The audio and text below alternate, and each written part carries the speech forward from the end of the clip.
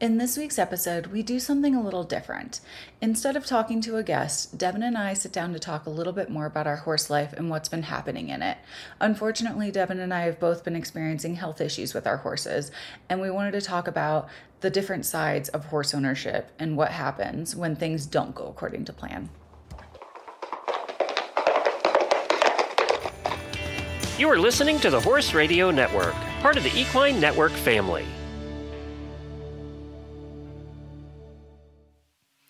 Welcome to The Ride, a bi-weekly podcast brought to you by Horse and Rider Magazine, co-hosted by Nichole and Devin Conley.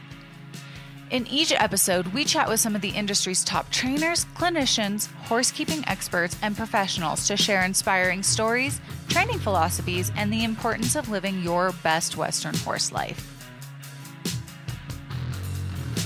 This episode is brought to you by Purina. The PhD equine nutritionists at Purina Animal Nutrition tackle problems using science, and their love of horses keeps them at it until they get it right. Even with the most established feeds, they keep innovating. Even when it takes years of research, they don't stop until it's right. They are dedicated to the scientific method, but it can't capture the feeling of seeing a horse reach their full potential. It takes science and love to help your horses live their best life. Put their research to the test at horseinnovation.com. Hello, everyone, and welcome back to another episode of The Ride. Today we are doing something a little different, only because Devin and I have both been experiencing different challenges that come with owning horses, and we enjoy talking about those things with you all because we know that there are people out there who are also dealing with these things. And so we don't have a guest, it's just us talking, and the topics of discussion are kind of health issues that our horses are currently dealing with. Mine, I've been pretty open about it with the magazine. My editor columns have been very focused on her health issues. She had a second colic surgery 2 weeks ago. So that's its own thing. And then Devin just purchased a new horse, and she's run into some issues as he transitions to her property and everything. So we just kind of wanted to talk a little bit more about horse health, our horse life, and kind of how we're going through it. So anyway, Devin, I'm going to let you kind of start to talk about your story, since I just kind of gave a brief rundown of what's going on. And let's learn a little bit more about what's going on with your life. Yeah, this is very much the less glamorous side of horse ownership, but it is super common, right? Like, horses get hurt, and I'm sure if you're listening and you have owned horses, for longer than like a week, you've dealt with this too. Horses get hurt, unfortunately. So I bought a gelding a few months ago, and he's like the horse of my dreams, right? He's the horse that I've saved for and the horse I've worked for. I bought him from incredible people. He's so well trained. He's incredibly well broke. He's kind of a jack of all trades. He's a barrel horse. He's a rope horse. He was used as a pickup horse, just like the most solid horse you could ever find. He's incredible. Can't sing his praises enough. So I was so excited for the summer to, crack back out on him and kind of start competing again. And about 3 weeks after having him here, it was like an overnight change, literally an overnight change. Yeah, so horse injuries are just part of the game, unfortunately. They are something that happens to all of us. If you've owned horses for longer than a week, you know that. You've dealt with it, I'm sure, and it is not fun. It's definitely the less glamorous side of things. So, yeah, what I'm dealing with right now, I bought a gelding a few months ago now. He's just incredible. He's wonderful. He's the horse of my dreams, basically. I bought him from the best people. He's kind of a jack of all trades. He's a barrel horse. He's a breakaway horse. He's been a pickup horse. He's like the best ranch horse you could ever ask for. His name is Wilson. He's just amazing. And got him home. I was really excited to use him this summer, compete. And then about 3 weeks after getting him home, he just had like an overnight lameness crop up. And when I say overnight, I mean overnight. It was truly the day after I'd ridden him, I got on him again, and he was refusing to kind of pick up a lope, dropping his back end. So even at like a lope or a trot, he'd kind of drag a hind leg, which in my experience is usually some sort of locking stifle. So that's kind of what I deferred to at first. And so I started to go down the route of like having the chiropractor out, having my farrier look at him, having, people like that check him out just to see if there was something small that right off the bat that I was missing. And there was no improvement. In fact, it was a steady progression downhill, which is so frustrating. And so then we went to our first vet visit, and we did some things for that, some like muscle injections, not the SI joint, but around the SI. And then we went to our second vet visit when that didn't work. And we went to our third vet visit, and it has truly been just like an uphill battle. And throughout all of this, he kind of continued to lose weight, which again, if you own horses and you have horses that you love and care about and you put so much time and effort into them, to see that happening is really hard to watch when you're like, why are you losing weight? I'm doing everything I can for you. But just the stress of it and the stress of being injured and all of that was causing a lot of weight loss. So then that became like another battle to conquer. And it's just been one thing after another. And I wish I could say like it's been an exact diagnosis. And I wish I could say this is exactly what's been wrong with him and this is how we cured it. But I'm honestly still in the throes of trying to fix him and get him back to the horse he was when I bought him. So if that's something that you're dealing with, buying a horse, getting him home, and then maybe they get hurt and all of a sudden like they're not the horse that you bought, I can empathize because I bought the perfect horse for me and he got hurt. And then it was just this downward spiral of what is wrong with you? How can I fix it? And then it was like a waterfall, right, of other symptoms. Like Nichole, I'm sure you've experienced that when one thing goes wrong and then it's everything that comes after it. Oh, definitely. Yes.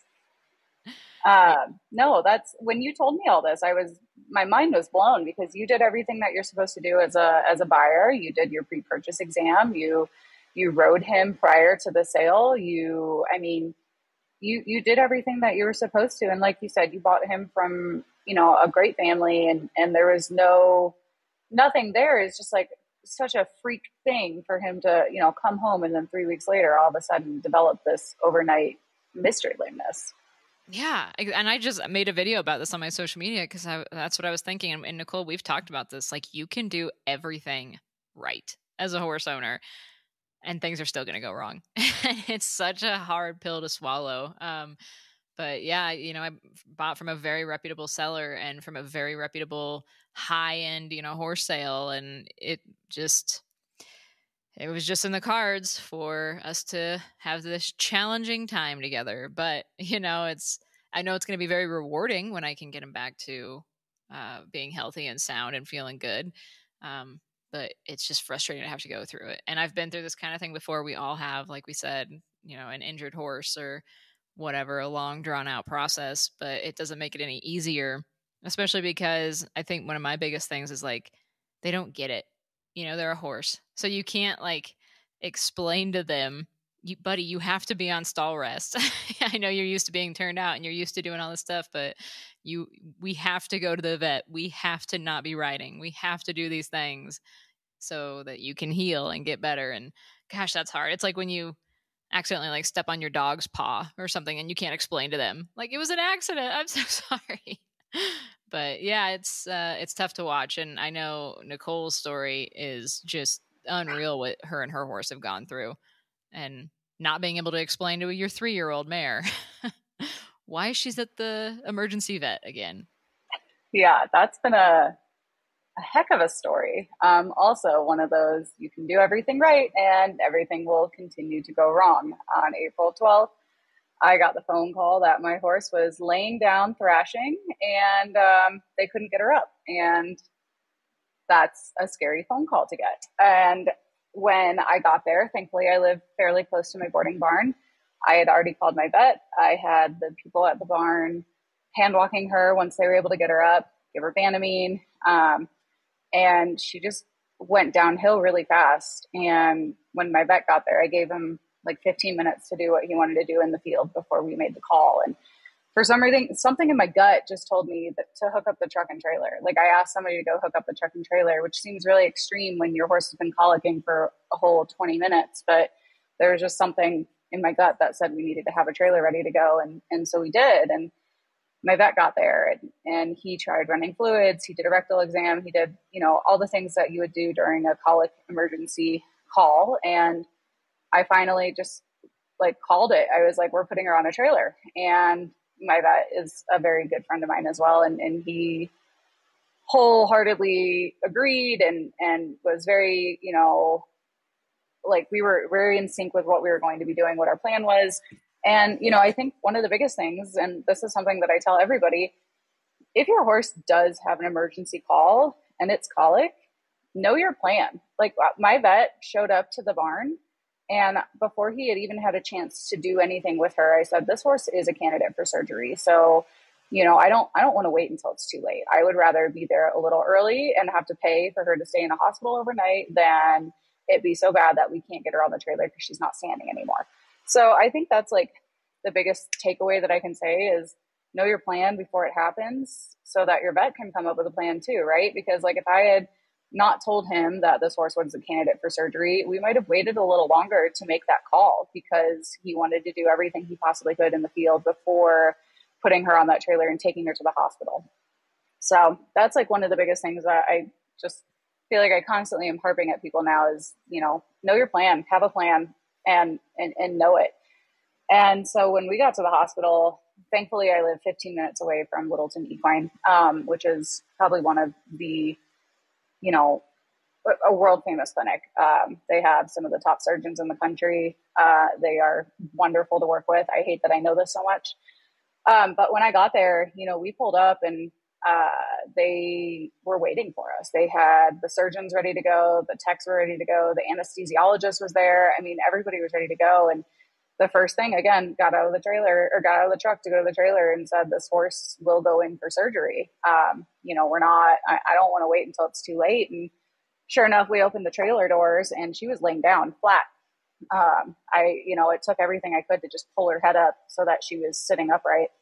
And they ran fluids and they did an ultrasound and they could tell that the colon wasn't where it was supposed to be. So we made the call immediately. We got her into the surgery room and did a colic surgery. It was a really intense colic surgery. It was about 2 hours long. Her colon was twisted. It was, I believe they said over 270 degrees. I don't remember though. It was a little shocked with everything else. And, quite honestly, they gave me about 4 or 5 different times to even, ask if I wanted to continue because it was so bad. And for some reason, I just knew that she wasn't going to die that day. I just kept saying that over and over. And yeah, so she made it through that surgery and recovery was really hard. It's still hard. We're not recovered. She ended up staying in the hospital for 11 days for the first surgery because she got colitis from the antibiotics. And, that's something that is, you can pass between horses. So obviously we wanted to keep her in isolation until she tested negative. So she ended up getting colitis in the hospital and then we took her home and I have been monitoring this horse probably 20 hours a day. It's crazy. And she just continued to not get better. She was laying down a lot. She was looking at her belly. She was, just signs of colic every day. And so we thought it could be ulcers and we did an ulcer scoping. And then we thought, okay, well, maybe she's just trying to heal still because her colon was in really bad shape. And, her protein levels continued to stay below average. They were in the 3s, they were in the 4s. And for people who aren't familiar with what a normal protein level is for a horse, it's between 5 and 8. So her protein levels never recovered. And we continued to do all these things. And finally at a couple months went by, we still weren't happy with the results that we were seeing with her recovery. And so we took her in for an ultrasound and saw that there was something abnormal. They didn't know what. We kind of assumed it might be an adhesion, right? Apparently adhesions are really common in young horses. Didn't know this. So these are all things that I was learning as everything happened. So we saw that happen and we tried a couple different things. We tried a low bulk diet, which they said some horses thrive on. My horse starved herself and refused to eat the pellets because she loves hay. And quite honestly, when she did eat the pellet, she was still just, showing signs of colic after eating. So we decided after about a week and a half that that was obviously not the answer. And then we had done a belly tap on her as well when we were at the clinic, because she had, and we just wanted to make sure that the cells that were in there were, we wanted to figure out what they were. So we did a belly tap, and she had 65,000 cells in her abdomen. And if I remember correctly, I'm not a vet, so please don't quote me on this. I believe they said it's like 2,500 is the normal cell count for a horse in their abdomen. So she had 65,000. So we ended up sending that off to Cornell and having them culture it and see if there was some bacteria in there so that we could do antibiotics and this and that. And it came back and there was nothing. There was no bacteria. So eventually we just decided that she was going to have to go in for an exploratory surgery, which is very scary to think after the first surgery that she went through. So we made that call. And then on June 27th, she went in for a second operation, and it ended up being another colic surgery. We got in there, and her colon was not only displaced, but she also had right dorsal colitis. So this mare probably had a displaced colon for who knows how long. And she's so dang tough, and I love her for it because it's the only reason that she's alive, that we ended up taking out 70% of her colon. And I did not know that was a thing before going through this. I did not know a horse could live without 70% of their colon. Turns out they can live without about 90%. So that was really shocking. And, this was the right decision for us because, knock on wood, she's about 2.5 weeks post-op and she's doing really well, but they only gave her about a 50% chance of surviving because her colon was so weak, just, was losing protein, and they were afraid the sutures wouldn't hold. So that was really scary. And when she made it past the 7-day mark and continued to show signs of improvement, the vets became really optimistic that she'll make a full recovery. But yeah, this has been one of the scariest things about owning a horse. Not only is she dealing with weight loss and, all those other things, but I've never had one colic like this before. And she's 3. She's never colicked before in her life. I've had her since she was a yearling. I can count on one hand how many times I'd only given her Banamine once in her life since I had owned her. And it just blew my mind that this could happen to a horse that had never shown signs of it. But unfortunately, a twisted colon, you can do everything right and they'll still twist. And so that was a really tough lesson. With 3 research-backed ration balancers to fill nutritional gaps in your horse's diet, Enrich Plus delivers a concentrated source of protein, vitamins, and minerals without unnecessary calories. Enrich Plus Senior features Active-Age prebiotic technology and Outlast supplement for aging easy keepers. Omega Match is rich in omega-3 fatty acids and vitamin E, great for horses without access to green grass. Find a ration balancer for your horse at purinamills.com/ration balancers or visit your local feed store.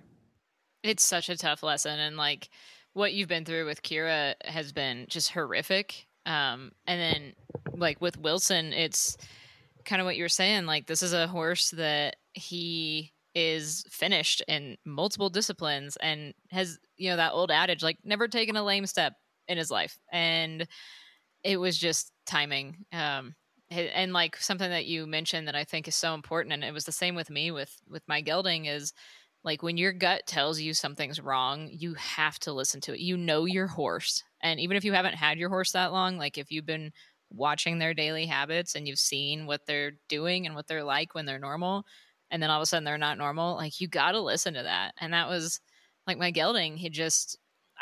Originally I thought, like locking stifle. Like that's not that big a deal, right? Like I can fix a locking stifle with exercises and doing some PT and stuff. And it wasn't that. And I just kept telling anyone who would listen, like there's something deeper here. And like I said, unfortunately, we haven't even gotten to like what that deeper thing is. And I'm sure, folks listening, you might be thinking like, well, have you checked for EPM? Have you checked for kissing spine? Have you checked for all these things? And like the answer is yes, right? And we've done all the tests and we've done all the checking, and that's for me, like with my horse, what's so frustrating is that it's an unknown thing right now. Like what happened to you and why why are you hurting and how can I fix it? And like watching like your 3-year-old mare like hurting and you've gone through so much to fix it. It's just, it's crazy what we, the lengths we go to for these animals, but that's what we signed up for. And if you're going to have them and you're going to own them and domesticate them, you got to take care of them. Right. Yeah, no. And having a plan put into place, whether it's an emergency situation like Kira's was, or, something else, know what you can and cannot afford to do. And if you can, get insurance on them. Yes. Yeah, if you can get insurance, definitely look into that, because it could be very well worth your time and the initial investment for that. And like, as we're having this conversation, I know that, right now, like, Nichole, you're worried about your horse, right? You're kind of concerned about Alex, just behavior. Alex, cut this out. Pedro was in her stall and she was pinning her ears at him, and he was trying to pet her and she was pinning her ears more. And I was trying to figure out what was going to happen. Oh, she bites his face. Well, I was afraid she was going to swing her hip at him and kick him. And I was like, especially if she's been like worried. Weird about being touched lately. Yeah, sorry. So that's why I paused, because all of a sudden I saw her like pin her ears at him and he was like trying to pet her. And I was like, why are you trying to pet a horse that's telling you to stay away from her? Right. But also, why is my horse pinning her ears at people? Because that's not something that she does. So he just came in to like clean up the poop. Sorry, Alex, you can cut all that out. And I'll go back to talking about insurance, because I definitely just stopped talking because all of a sudden I was like, Pedro, what are you doing? You might get bit in the face. Yeah, or kicked. Yeah. She'll swing her hip at you. Like, that's like, oh my God, freaking, okay. Anyway. So yeah, like one of the biggest things is having a plan put into place and knowing if insurance is an option. Obviously, I know that not every horse qualifies for insurance. I know they age out after a certain age, but if you can get insurance on a horse, I highly recommend looking into it, because insurance is the reason that my horse was able to have a colic surgery. And I could, afford to make that decision. So that's something that I've definitely learned from this experience. But also, I've also learned that you can have very different experiences from one thing. Devin, I know you've had horses go through colic surgery before. I've had a horse go through colic surgery before. He had a displacement. His surgery was super easy. He recovered very easy. He was home within 5 days of his surgery. He was back to work within 3 months of his surgery. We placed top 10 at the Quarter Horse World Championships within a year of his surgery. And he went on to have a really great, long, successful career. But that was my only experience with colic surgery. And this experience has been the complete opposite, when it comes to horses that have survived colic surgery, obviously. And yeah, it's been super eye-opening there. Oh, yeah. I had one that had gone through colic surgery, and like yours, he just came out of it great and he was fine. And then I had another one die like as soon as she hit the table. And colic, oh my gosh, is such a horrific thing. And yeah, like with what's going on with my gelding right now, I have dealt with so much lameness in horses before, because that's what you get when you have performance horses. But I've never really dealt with a mystery lameness. And it's so much easier to me to be able to be like, oh, okay, you have, you cut yourself, you have a bowed tendon, you have this, you have that. All right, let's treat it. And it's just so much harder to be like, well, you're off in the back end. And and after 3 vets from like the top vets in our area by far, including Colorado State University, vet hospital, it's still just kind of a little bit of a question mark as to what happened. And I remember very clearly, I think he says April 12th, the day that you texted me, and, we were working, and Nichole texted me and said, like, my horse is colicking, I have to go. And my initial reaction was, oh no, they're going to have to, push fluids. Oh no, they're going to have to maybe do an exam. They're going to have to maybe tube her. They're going to have to do a couple things like that. That's too bad. Like that's one more thing on your plate. Who knew it would turn into, what are we, 3 months down the road from that? Yeah. Yeah. It's crazy what the saga this has turned into for you and for Kira. But it seems like you're kind of on the up and up with her. Yeah, no, I think, I'm afraid to say too much because obviously, right. Knock on wood. Everybody knock on wood. With the journey that we've been on, it's been nothing but chaos. But yeah, she's been recovering really well since her second surgery. They believe that because her colon was in such bad shape that it's going to take a while before it fully heals. So we are still dealing with a little bit of uncomfortableness every once in a while. But quite honestly, within the last 2 weeks that she's been home, tomorrow will be 3 weeks. Tomorrow will be 3 weeks from the surgery. I'm sorry. So she's only been home it'll be 2 weeks on Thursday. And I've seen great improvement. So I'm super, super confident, but of course we're still dealing with uncomfortable moments, but that's kind of to be expected. She's finally starting to gain a little weight. She's finally getting to eat normal amounts of food. But I had never dealt with a horse that had a resection before. And if you think colic surgery is complicated without having to resect something, I mean, it just makes it that much more complicated. But I'm really fortunate that she will be able to, assuming she recovers completely, like we are optimistic that she will, she'll be able to live a normal life, and she'll be able to eat hay, and she'll be able to eat grain, and she'll be able to, perform the athletic stuff that she was bred to do, which is the reining. I don't know what level I will compete on her with, but I'm not super worried about that. That's never been my reason for owning her. But yeah, it's shocking. I had no idea. I'd never experienced a colon resection before. And I think on that note, like, it's something that Nichole and I talk about often, and what we've been going through with this. If you have a horse that's injured, or you have a horse that's going through something traumatic, you got to take care of yourself too, because it is hard on you as the owner. And like, watching your horse go through 2 colic surgeries, which, by the way, just imagine your horse, the size of your horse, laid out flat on an operating table, and like watching them, be cut open. That's traumatizing. And so I know Nichole like had some serious trauma from watching that, right? I mean, that's hard on you. Yeah, no, I definitely seen colic surgeries before. Like I said, unfortunately, This is not the first colic surgery I've had a horse go through. But I think the most wild part of it all was when they brought me into the operating room, or just like kind of close enough to where I could speak to the surgeon and see what they were doing and make those decisions in that room while my horse is hooked up to, has a tube down her throat, is,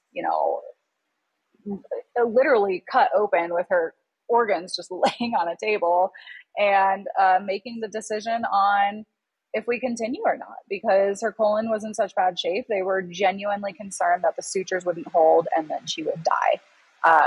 And that's a scary thing when they give you a 50% chance of survival, because normal colic surgeries now, and again, not a vet, please do not take my advice literally, but I believe the recovery rate is something like 60 to 80% or something.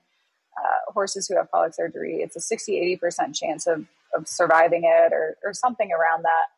I'm sure we have articles about that on our website for people to look at if they're more interested. But when you're given a 50% chance of living, you kind of sit there and wonder, like, am I putting her through this for nothing? Am I spending a lot of money for nothing? And, thankfully, my mom helped me make that decision that we were going to continue on. My vet, who, again, is a really good friend, I called him after I spoke with the surgeon, and he was like, you've got to keep going. And I'm really glad we did, because we made it past the 7-day mark, and she's doing really well, all things considering.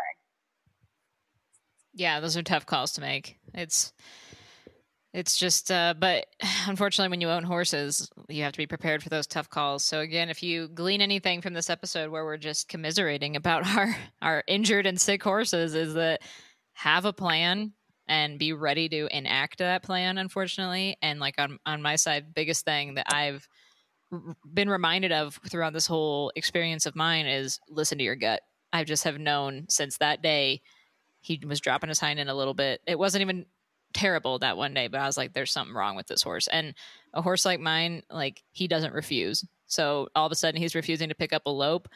To me, and I'm sure to Nichole and like most horse people out there, a sudden change in behavior isn't an attitude problem, in my opinion. And that's, again, my opinion, right? Totally. There's a deeper issue there. And so, yeah, we're doing the best we can for our horses. That's all we can do. But if you're going through this too, we empathize. We understand. So anyway, I guess that's kind of all we have for this week's episode. We just kind of wanted to touch base with everybody and let you know what's going on in our horse life, because we like people to know that, you know, the editors behind this magazine and this podcast, we're going through the same things that you guys go through. You know, it's part of it. And we want you to know that, you know, if you're going through something, like, we totally understand it and we get it. And, you know, I hope that this podcast is informative, but also helps you keep going forward in your horse life and, you know, continue to do the things that you need to do to keep your horse happy and healthy. And I hope that people don't have to go through what I ever went through, but have a plan put into place, because you don't want to be making those decisions when it's happening. Definitely. Just be prepared. Be as prepared as you possibly can, and go hug your horse, because if you're going through all this, you know, you might as well go hug your horse. Anyway, thanks for listening to this week's episode, guys. We will be back with doing our normal interviewing with everybody in the industry the next episode. But thanks for listening. Yeah, thanks for being here. Once again, we'd like to thank Purina for sponsoring this episode. Thank you guys for tuning into the Ride Podcast. We hope you enjoyed this episode, and please be sure to subscribe wherever you listen to podcasts. Follow Horse and Rider Magazine on social media, and find us at horseandrider.com to see all the cool things that we're up to. And if you have any comments or questions, please be sure to hit us up at horseandrider@equinenetwork.com. We want to hear from you guys. And if you like what you're listening to, please be sure to leave us a review on iTunes.